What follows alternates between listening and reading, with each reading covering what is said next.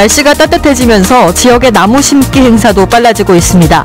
고흥군이 산림청과 함께 전국에서 처음으로 황칠나무 2,000그루를 심고 푸른숲 조성과 남북 산림협력에 적극 나설 뜻을 밝혔습니다. 광양의 한 주민이 6개월간 도시가스가 누출됐는데도 모르고 있다가 피해를 입었다고 호소했습니다. 하지만 가스배관을 점검한 업체는 도시가스의 경우 인체에 무해하다고 반박하고 나섰습니다.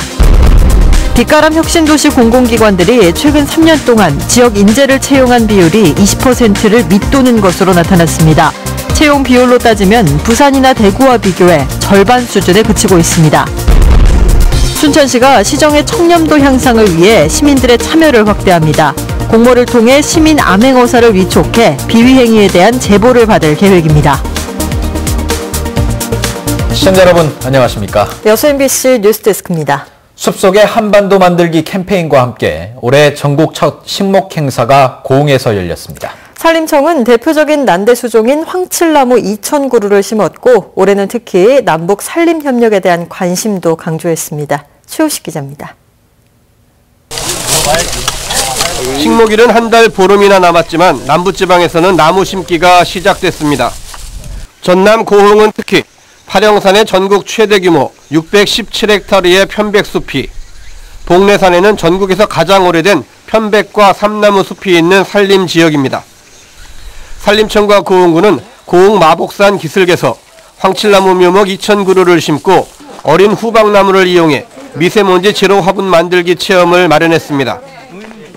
이번 전국 첫 식목 행사는 숲속의 한반도 만들기 캠페인과 함께 미래 100년의 시작, 새산 새숲 첫 나무 심기 행사로 진행됐습니다. 모처럼 포근한 날씨, 나무 심기에 나선 사람들은 너나 할 것 없이 미래의 숲을 마음속에 그렸습니다. 나무 심는 게 처음인데 엄청 힘들 줄 알았는데 생각보다 쉽고 하니까 좋고, 일단 제가 심은 나무가 쓰러지지 않고 잘 자라줬으면 좋겠습니다. 산림청은 또 제2차 북미 정상회담 개최 등 남북관계를 감안해 올해는 남북 산림협력에도 적극 나설 계획입니다. 새산 새숲 브랜드는 남북 산림협력을 위한 국민 캠페인이기도 합니다. 남북 관계가 지금 점점 개선되고 있는데 그중에 첫 번째 사업으로 산림협력이 지금 이야기되고 있습니다. 북한의 약 30%가 황폐된 산림이어서 그런 부분에 대해서 우리 남쪽이 함께, 남해안의 봄 기운과 함께 시작된 2019 나무 심기는 미래 100년 숲속의 한반도를 가꾸는 작은 실천이었습니다.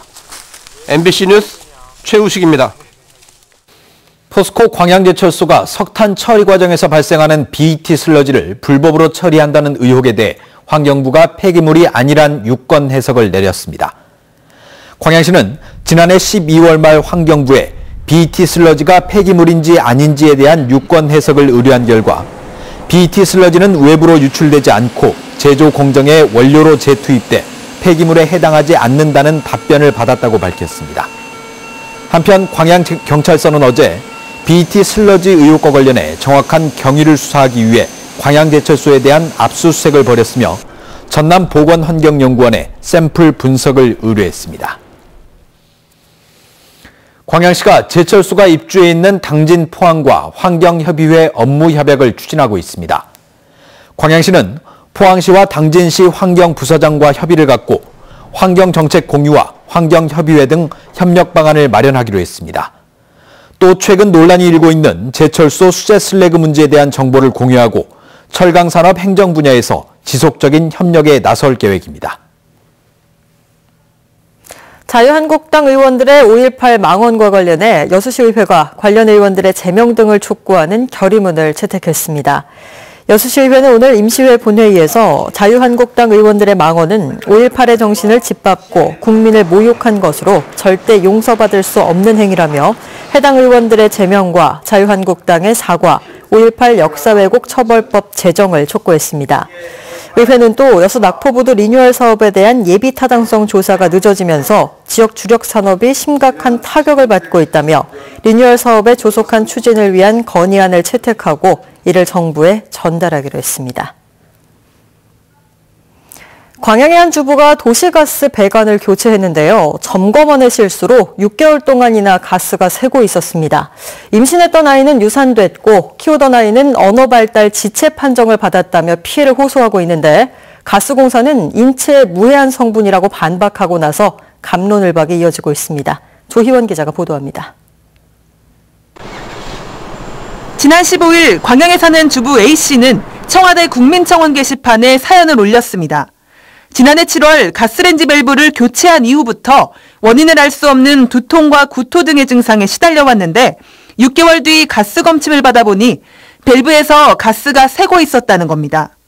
임신 4주차에 아이를 유산하게 됐고 28개월인 첫째 아이는 언어발달 지체 판정까지 받았다는 A씨의 사연은 지역 맘카페에서 600회 이상의 조회수를 기록하며 관심을 모으고 있습니다. A씨는 취재진과 만난 자리에서 검사 결과 혈압과 혈액 내 일산화탄소 농도가 상당히 높게 나왔다며 그동안 폭발이 나지 않은 게 천만다행이라고 분통을 터뜨렸습니다. 저한테 원장님께서 하신 말씀이 보통 흡연하는 사람이 수치가 2라고 나온다면 제가 저녁에 검사했는데 6.4가 나왔다라고 말씀을 하셨어요. 6.4가 나와가지고 이래서 아침에 왔을 경우에 고압산소 치료를 받았어야 되는 상황이라고 말씀을 하시는 거예요. 하지만 전남도시가스는 메탄이 주성분인 천연가스로 인체에 무해하다고 반박했습니다. 또 점검원의 실수로 가스가 새어나갔던 건 맞지만 검침 결과 극소량이었던 것으로 보인다며 폭발의 위험도 없었던 것으로 추정했습니다. 가스안전공사 역시 메탄은 가벼워 흡입하기 어려울 뿐 아니라 위해성이 없는 성분이라는 입장입니다. 의학 전공을 한 건 아니기 때문에 명확하게 있다 없다 이렇게 얘기할 수는 없지만 지금까지 나온 걸로서는 유해성은 메탄가스는 유해성에 대해서 나와 있는 건 없거든요. 이에 대해 일부 의학 전문가들은 밀폐된 공간에서 메탄을 다량 흡입할 경우 인체에 영향을 미칠 가능성이 있지만 환경에 따라 크게 다르다고 밝혔습니다. 이처럼 가스 누출과 피해 사례의 뚜렷한 인과관계가 밝혀지지 않은 가운데 A씨와 점검업체는 과실치상과 허위사실 유포 혐의로 서로를 맞고소할 예정인 것으로 알려졌습니다. MBC 뉴스 조희원입니다. 고흥군이 심각한 인구 문제 해결에 본격적으로 나섰습니다. 고흥군은 오늘 저출산과 고령화 등 인구 문제 해법을 찾고 인구구조 변화에 선제적으로 대응하기 위해 인구정책위원회를 출범하고 관련 전문가와 교수, 군의원, 기관단체 등 20명의 위원을 위촉했습니다. 인구정책위원회는 앞으로 인구정책 수립과 변경, 관련 사업을 심의 의결하거나 자문하는 역할을 맡게 됩니다. 고흥군은 2022년까지 고흥 인구 감소율 제로화를 목표로 3대 전략 9개 과제, 50개 시책을 담은 인구정책 5개년 계획을 제시했습니다. 빛가람 혁신도시 공공기관들이 여전히 지역 인재 채용에 인색한 것으로 나타났습니다. 지역 인재 채용 비율을 높이기 위해 공공기관과 지자체가 함께 힘을 모으기로 했습니다. 보도에 이계상 기자입니다. 빛가람 혁신도시 공공기관이 최근 3년 동안 지역 인재를 채용한 비율은 16.4%. 전국 혁신도시 평균을 밑도는 상황이고 부산이나 대구와 비교하면 절반 수준에 그친 것으로 집계됐습니다. 그나마 빛가람 혁신도시 공공기관의 채용 인원이 전국 혁신도시 가운데 가장 많았다는 점은 다행스러운 부분입니다. 혁신도시 특별법 개정에 따라서 지역 인재 채용 비율을 2022년까지 30%로 끌어올려야 하는데 여전히 갈 길이 멉니다. 상하관에 합쳐서 27명을 뽑았는데 지역 인재가 48%. 빛가람 혁신도시 공공기관장 협의회는 공동 과제 가운데 하나로 지역 인재 채용 협의체를 구성해서 채용 비율을 높일 방안을 찾기로 했습니다. 지자체와 공공기관들이 실무 협력 네트워크를 구축해서 광주 전남 지역 청년들이 공공기관에서 일할 수 있는 기회를 늘려주겠다는 것입니다. 30% 넘어서 좀 지역 인재를 많이 채용해 주시면 지역의 고용 사정이 좀 나아지고 우리 젊은이들이 꿈과 희망을 가질 수 있을 것 같습니다. 지역 인재 채용 협의체는 청년 구직자와 공공기관이 채용 관련 정보를 공유할 수 있는 창구를 만들고 기관별 맞춤형 인재 육성 프로그램도 서둘러 마련하도록 할 예정입니다. MBC 뉴스 이계상입니다. 순천시가 시정의 청렴도 향상을 위해 시민들의 참여를 확대합니다. 순천시는 최근 공모를 통해 선발한 시행 암행어사 8명을 비공개로 위촉하고 앞으로 2년 동안 공직자들의 금품 수수나 공사 현장의 비위 행위 등을 수집해 제보를 받을 계획입니다. 순천시는 최근 발표된 2018 사회조사 결과에서 공무원 청렴도가 30%를 밑도는 등 시민들의 부정적인 평가를 받았습니다. 고흥군 금산면에 위치한 오천항이 국가어항으로 신규 지정됐습니다. 이에 따라 오천항에는 451억 원이 투입돼 인근 초도와 손죽도, 거문도를 연결하는 여객부두와 어선 안전사고를 막기 위한 방파제 등이 신설될 예정입니다. 지난 2015년부터 주민들은 오천항의 국가어항 지정을 요구해왔으며 지난해 국가어항 지정 기준이 변경되면서 이번에 국가어항으로 지정됐습니다.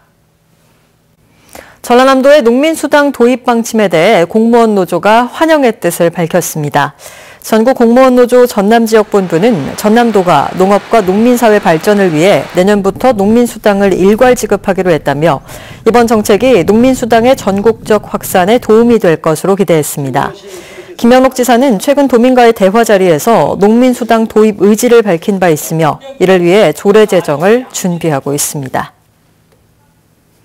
고흥지역 시민단체가 고흥만 간척지 공익사업 비리 의혹과 관련해 철저한 수사와 관련자 처벌을 촉구하고 나섰습니다. 청정고흥연대회의는 최근 발표한 성명서에서 이번에 드러난 지방자치 24년의 적폐는 빙산의 일각에 불과하다며 지방자치의 견제가 이뤄지지 않아 국민 혈세 낭비는 물론 군민들의 피해가 심각하다고 주장했습니다.